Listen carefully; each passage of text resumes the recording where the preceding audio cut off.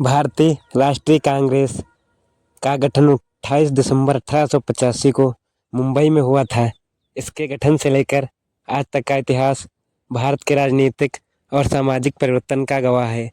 आइए इसे कालखंडों में विभाजित कर समझते हैं। कांग्रेस का प्रारंभिक काल 1885 से 1905 तक का है। स्थापना एवं एक सेवानिवृत्त ब्रिटिश अधिकारी ने भारतीय नेताओं के साथ मिलकर कांग्रेस की स्थापना की।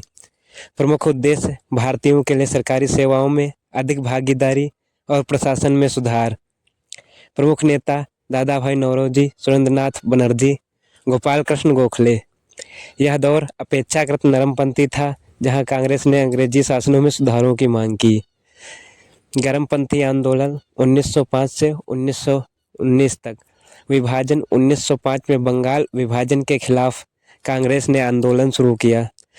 गर्म दल और नरम दल बाल गंगाधर तिलक, लाला लाजपत राय और बिपिन चंद्र पाल ने गर्मपंथ का नेतृत्व किया। 1907 के सूरत अधिवेशन में कांग्रेस नरम दल गोखले और गर्म दल तिलक में विभाजित हो गई। 1915 में महात्मा गांधी का दक्षिण अफ्रीका से भारत लौटना कांग्रेस के लिए नया मोड़ लाया। गांधी युग 1947। गांधी जी का नेतृत्व 1919 में गांधी जी ने कांग्रेस की कमान संभाली। असहयोग आंदोलन 1920 से 22। गांधी जी ने अंग्रेजी शासन के खिलाफ अहिंसा और सत्याग्रह की रणनीति अपनाई। स्वराज की मांग 1929 में कांग्रेस ने लाहौर अधिवेशन में पूर्ण स्वराज का लक्ष्य घोषित किया। दांडी यात्रा 1930। नमक कानून के खिलाफ गांधी जी के नेतृत्व में सविनय अवज्ञा आंदोलन। भारत छोड़ो आंदोलन 1942। अंग्रेजों को भारत से बाहर निकालने के लिए अंतिम बड़ा आंदोलन। स्वतंत्रता के बाद 1947 से आज तक स्वतंत्रता प्राप्ति। 15 अगस्त 1947 को भारत आज़ाद हुआ। कांग्रेस देश की पहली प्रमुख सत्तारूढ़ पार्टी बनी।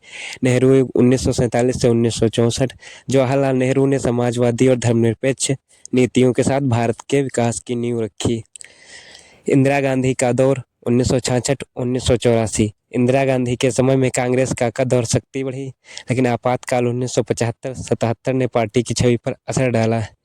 राजीव गांधी 1984 से 1991 तक नई तकनीकी और आर्थिक सुधारों के लिए राजीव गांधी का दौर महत्वपूर्ण रहा। 1991 के बाद पीवी नरसिम्हा राव और मनमोहन सिंह के नेतृत्व में आर्थिक उदारीकरण कांग्रेस धीरे धीरे राज्यों में अपनी पकड़ खोने लगी और कई क्षेत्रीय दलों का उभर हुआ। वर्तमान स्थिति 2024।